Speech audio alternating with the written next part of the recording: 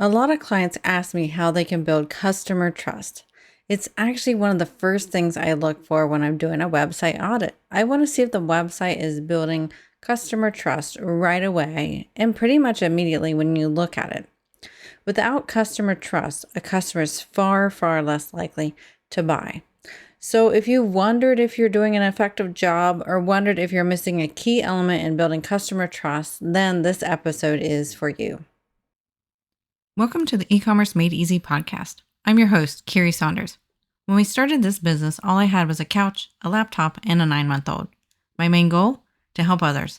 Now, with over 20 years in the e-commerce building industry and even more than that in web development, I have seen a lot. I love breaking down the hard tech into easily understandable bits to help others be successful in their online business. Whether you're a seasoned e-commerce veteran or just starting out, you've come to the right place. So sit back, relax, and let's dive into the world of e-commerce together. Welcome back to the eCommerce Made Easy podcast. I'm your host, Carrie Saunders. This is the second episode in a series talking about customer trust and how to build it, especially online. Be sure to visit the show notes when we're done with this episode, as we will link to the previous one where we talked about customer trust when it comes to testimonials and reviews. But today we're talking about customer trust by setting expectations through honesty and transparency on your website. No customer wants to be blindsided. Now, blindsided might be a bit of a dramatic word to use for it, but even small surprises or unexpected delays or services can really make a customer feel that way. So how do we prevent that? How do we prevent them from having something unexpected come their way when they're working with you? So first off, we need to be really clear and authentic in our language. What do? Really describe this in terms that don't use your lingo. Use the consumer's lingo when it comes to your products or services. This is really key so you don't create a language barrier there if you're using language they aren't used to seeing and aren't used to using. And also make sure you really describe what are you really offering them. Whether you sell products or services or digital goods, what are you really offering? What is that going to do for them in their life? Think about it from the customer's perspective. And who is this for? Describe your perfect customer. Describe what they think, what they're feeling. Try to get to understand them and use language that helps them realize that you understand them as well. And this is where having a peer or a business friend to review your language is really key, because it is so easy when we're looking at our own stuff over and over again. Sure, it seems clear to us and intuitive, but when you have an outside person review your things, they can pick up on those little nuances that it's very easy for you to look over. I find this time and time again.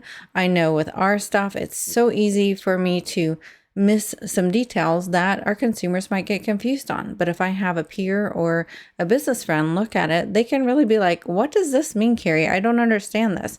And then that helps me be like, oh yeah, I need to make that more clear. I use too much of our jargon. I need to use the consumer's jargon, and then I can be more clear. All right. So if you sell products, specifically physical products, you really want to make sure your images are accurate. We don't want to surprise a consumer with a product that they receive that is nothing like what they expected by looking at the images on your website. So you want to be very meticulous and detailed on your product images. Show multiple angles if needed. Make sure you're doing size comparison. You want to make sure you put the dimensions with your images, particularly if it's something that would be important to know the dimensions of. This could be home goods that are sitting around your house that you're selling, or it could be clothing. People want to know how long that t-shirt is, because some people are taller than others and they might need that extra length. So you really want to make sure that you're really putting out the details in your physical products. Talk about the durability if you can. How well does your product stand up? That can really set you apart. Say your product's like a little bit more than a competitor's, but yours, lasts longer. Talk about that. And if you go back to the previous episode about the customer trust, have your customers talk about that in the reviews, the durability of it. Also be very clear on your color options. Also make sure if you have other options available that are currently sold out, make sure you indicate that. And particularly if you know you'll be getting that back in stock and you want them to be able to come back and buy it, make sure you show them that and possibly provide a way for them to be notified when it's back in stock. Also, if you're selling physical goods, this is super key, and I find that a lot of people miss this, but it seems obvious when you really think about it. Make sure the shipping options and timeframes are very clear and front and center. How long is it going to take to get the product? What shipping options do you have, and what is it going to cost? Make sure that's very easy for the consumer to find. If they can't figure out what it's going to cost them to ship the product to them, they're probably going to go somewhere else. So using flat rate shipping is a really good idea when possible. I know there are certain products out there that's very hard to do. Then make it really easy to do a shipping estimator on your website. And also make sure you do accomplish those shipping goals.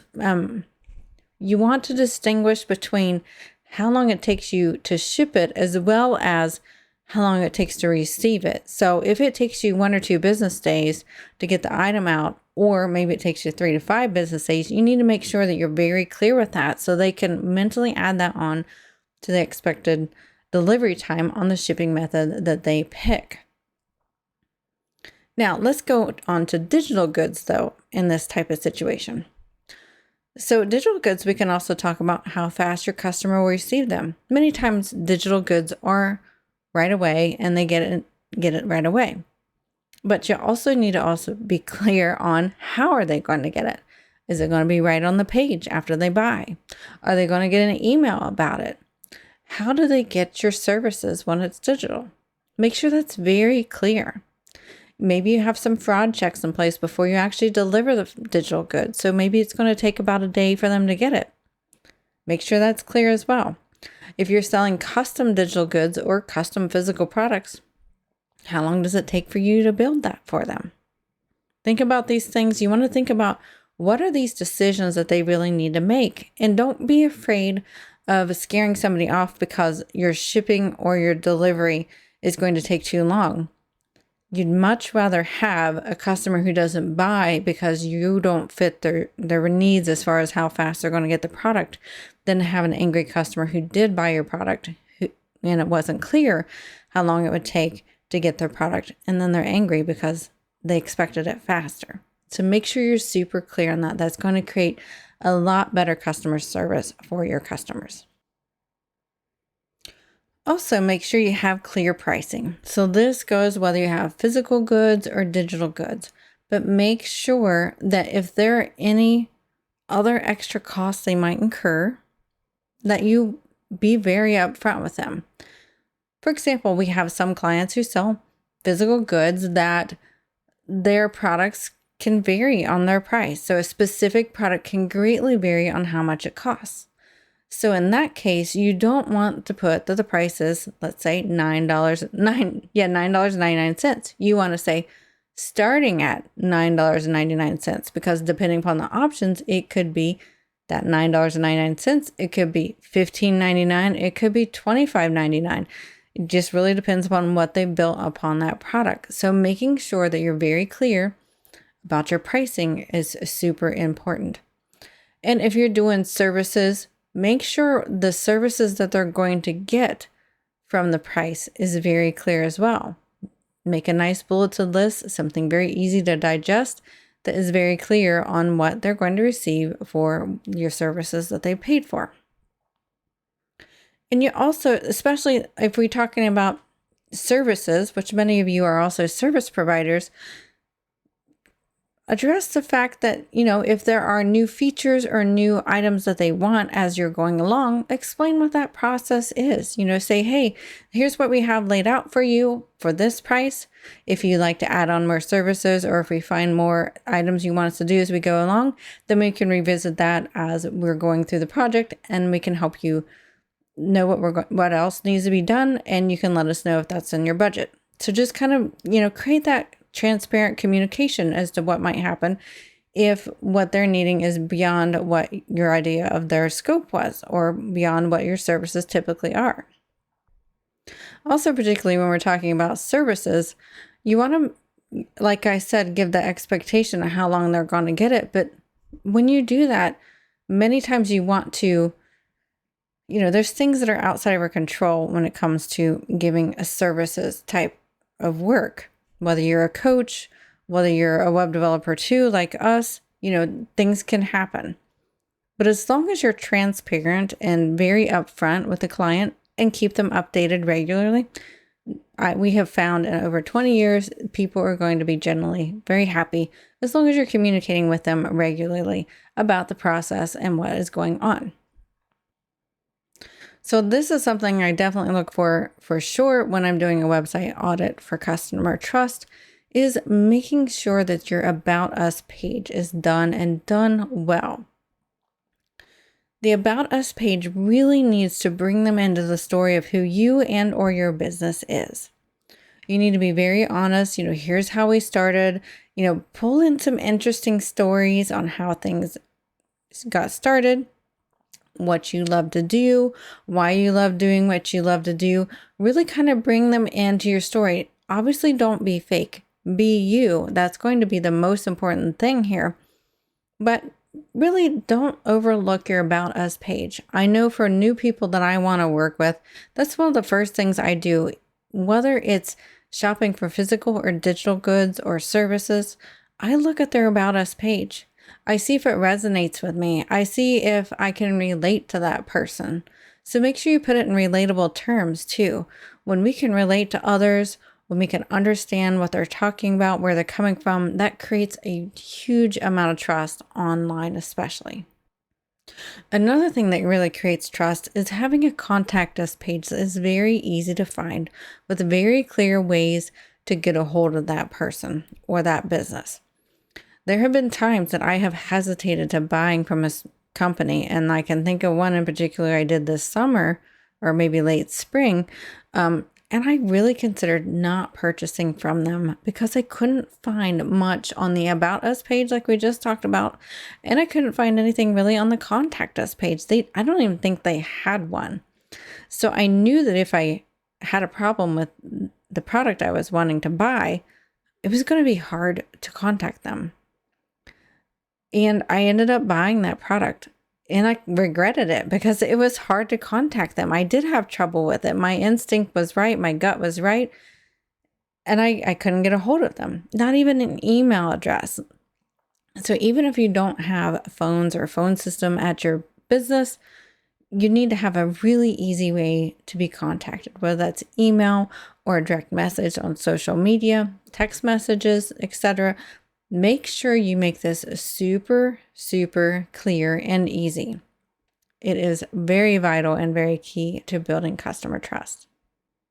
Some other ways we can build customer trust too is including a privacy policy. Now, I know this sounds super boring, but it's standard and it's really something you really have to have on every single website. And you can have a standard, privacy policy that you're comfortable with and that your legal counsel has approved, but make sure you have a privacy policy.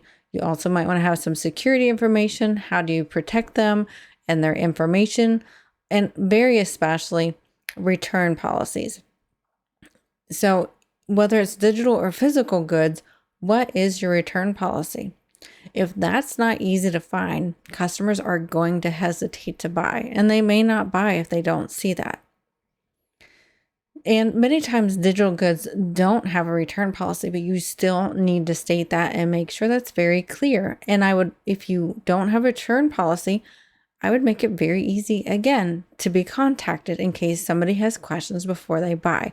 That's going to help people be comfortable with buying if you have a no return policy because you sell, say, digital goods, or maybe you have a limited number of days return policy. That as well is going to need a very easy way to contact you so that they can understand whether the product is right for them.